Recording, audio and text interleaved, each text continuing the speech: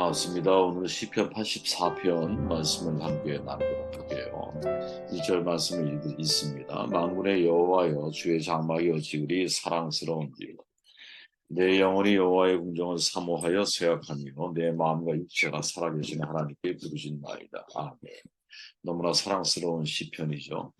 제목은 주께 힘을 얻는 자들이 복이 있다라는 제목으로 말씀 나눕니다. 84편 고라 자손의 찬양시로 분류되고 표제어는 고라 자손의 시 인도자를 따라 깃딧에 맞춘 노래로 되어 있습니다.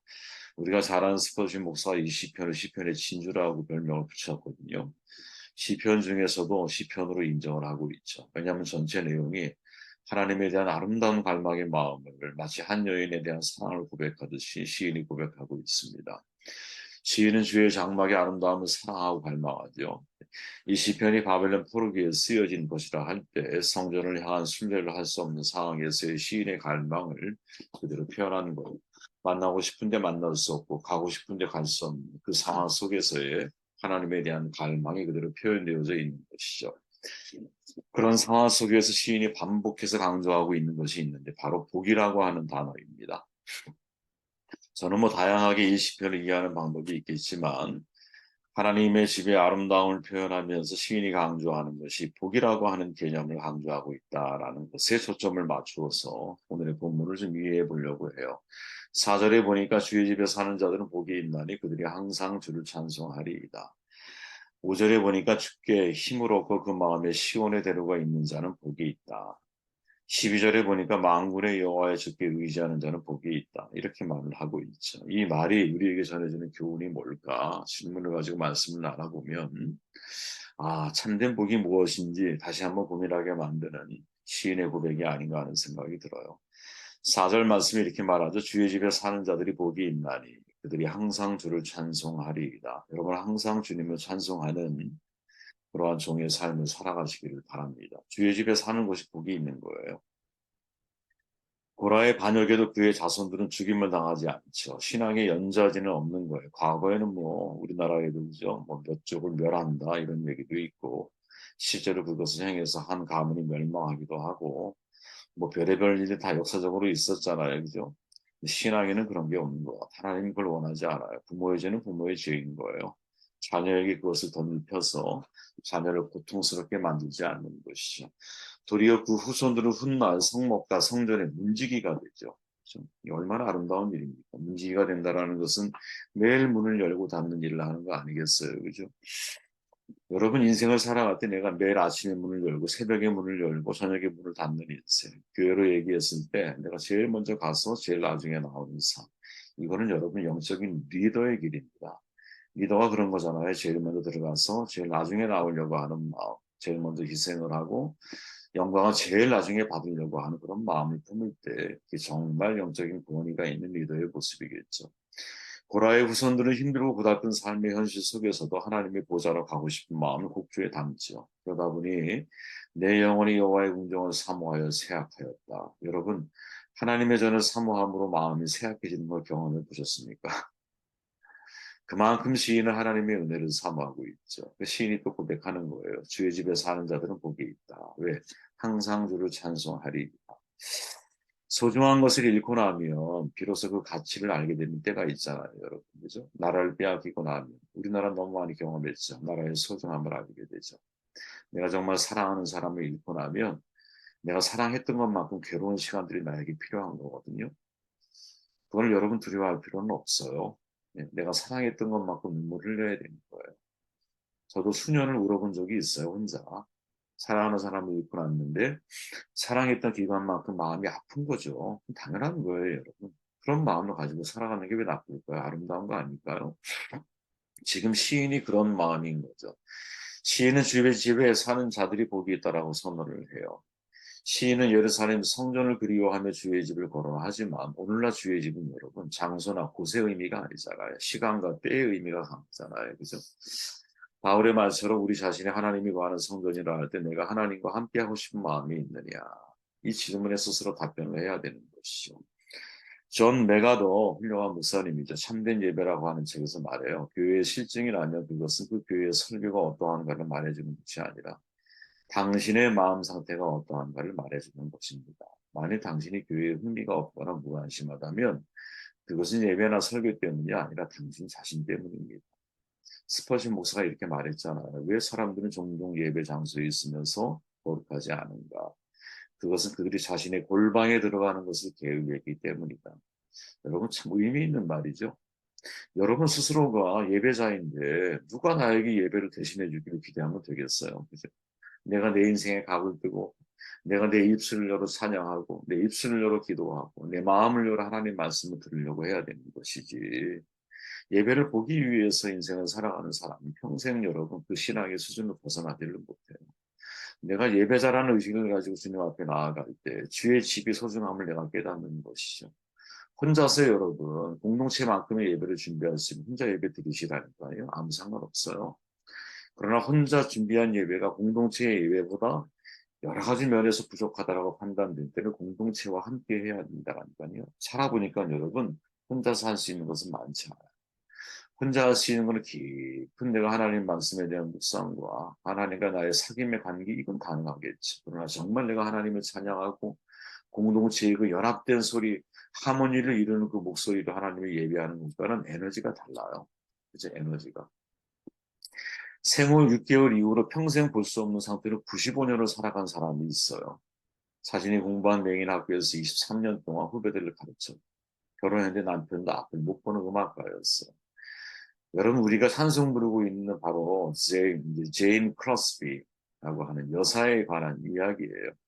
그녀가 작곡한 곡들 여러분도 다 사랑하는 곡들이겠지만 나의 갈 길 나가도록 예수로 나의 구주 삼고 놀라운 그새 주 예수 내 주. 이 전부 다 크로스비 여사님의 곡이거든요. 한국 찬송가에 21곡이 수록되어 있고 평생 2,000곡 이상을 작곡했다고 알려지죠. 회심한 게 30살 때였어요. 웬 말인가 나를 하여 이 찬송을 따라 부르다가 성령이 임재하신 거예요, 그분한테. 그래서 그날 이후로 95살이 될 때까지 65년 동안 찬송시를 고백하는 은혜로운 삶을 살아가거든요. 그가 이제 돌아가시고 얼마 전이죠. 92살 때 생일 때 이렇게 말했어요. 나보다도 복 받은 사람이 어디 있으면 그와 손을 잡아보고 싶어요. 나는 이 세상에서 하나님께 가장 많이 받은 사람이에요. 이렇게 고백을 했는데 여러분 생각해 보세요. 95년 동안 6개월 후에 앞을 못 보니까 날 때부터 속이는 자는 다를 바가 없죠. 그죠? 근데 95년을 앞을 보지 못하는 사람으로 인생을 살았는데 나보다도 복 받은 사람이 없다고 고백해. 이유가 뭘까요? 어떻게 이런 고백을 할 수 있을까요? 앞을 보지 못하는 대신에 주의 전을 하나님을 보았기 때문인 거죠. 물리적인 눈으로 볼 수 없는 하나님의 세계를 영적인 눈으로 경험했기 때문인 것이죠. 물리적인 귀로 들을 수 없는 하나님의 음성을 내면의 소리로, 내면의 이 청진 귀로 듣는 것이죠. 이분의 찬양이에요. 주의 음성을 내가 들으니 사랑한단 말일세 믿는 마음으로 주께 가오니 나를 영접하소서 내가 매일 십자가 앞에 더 가까이 가오니 구세주의 흘린 보배 피로써 나를 정케 하소서. 여러분 이런 찬양을 우리가 같이 동참해서 부르게 되면 이 찬양이 정말 오랜 세월에 의해서 공동체에 의해 불려진 찬송가의 힘이 느껴지지 않아요. 여러분 이런 곡을 누가 작곡할 수 있을까요? 주의 전에 거하는 사람이 들을 수 있는 찬양이거든요. 내가 영적으로 주의 전에 거해서 하나님의 임재 앞에서 하나님과의 깊은 사귐 속에서 하나님이 내게 주신 영적인 통찰력을 가지고 하나님이 내게 열어주시는 찬양의 세계가 열려서 그죠? 한 곡조 한 곡조가 정말 우리의 영혼으로 움직이는 세상의 음악은 여러분 슬픈 노래 많죠. 저는 5분만 들으면 눈물 흘리는 곡들이 제, 제 컴퓨터에는 많이 수록되어 있어요. 우울한 느낌을 좋아하거든요, 개인적으로. 근데 이 한계가 뭐냐면 그냥 우울한 느낌인 거야. 근데 찬양의 힘은 어떤 거냐면 내 영혼이 열리는 거거든요, 여러분. 찬양의 힘은. 근데 이런 찬양을 만들어내는 사람이 누구야? 주의 전에 거했던 사람이 하나님의 임재 앞에 있었던 분. 시인이 지금 그걸 말하는 게 아닐까 생각을 해보게 됩니다. 5절 말씀을 한번 보면 주께 힘을 얻고 그 마음에 시온에 들어가 있는 자는 복이 있다. 시인은 고백하죠. 주께 힘을 얻고 그 마음에 시온에 들어가 있는 자가 복이 있다. 여러분 이런 경험 해보신 적 있으세요? 주님을 통해서 내가 힘을 얻는 거. 다윗이 말하잖아요, 여러분. 나의 영혼이 그죠? 나의 힘이 되신 여호와여 내가 주님을 사랑하나이다. 이런 고백을 다윗이 할 수 있는 이유가 뭔지 아십니까, 여러분? 다윗이 블레셋에 망명하잖아요. 사울 왕에 비해서. 그때 시글락이라고 하는 곳에 거주지를 주거든요. 블레셋이 이스라엘과 전투를 벌이려고 해, 참여하려고 해. 그랬더니 방백들이 방해를 해. 그래서 다시 시글락에 돌아왔어요. 사흘 길이었어요. 자기 집에 돌아왔더니 비참한 일이 벌어져 있죠. 그래서 모든 자기의 가족들, 함께 있던 가족들, 백성들의 가족들이 다 잡혀간 거야. 그때 사람들이 다윗을 죽이려고 그러죠. 그죠? 그때의 내용이 바로 이 내용이에요. 다윗과 그의 사람들이 사흘 만에 시글락에 이른 때에 아말렉 사람들이 이미 네겝과 시글락을 침노하였는데 그들이 시글락을 쳐서 불사르고 거기에 있는 젊거나 늙은 여인들은 한 사람도 죽이지 아니하고 다 사로잡아 끌고 자기 길을 갔더라. 다윗과 그의 사람들이 성읍에 이르러 본즉 성읍이 불탔고 자기들의 아내와 자녀들이 사로잡혔는지라. 다윗과 그와 함께한 백성들이 울 기력이 없도록 소리를 높여 울었다. 다윗의 두 아내 이스라엘 여인 아히노암과 갈멜 사람 나발의 아내였던 아비가일도 사로잡혔더라. 백성들이 자녀들 때문에 마음이 슬펐어. 다윗을 돌려치자 하니 다윗이 크게 다급하였으나 그의 하나님 여호와를 힘입고 용기를 얻었더라.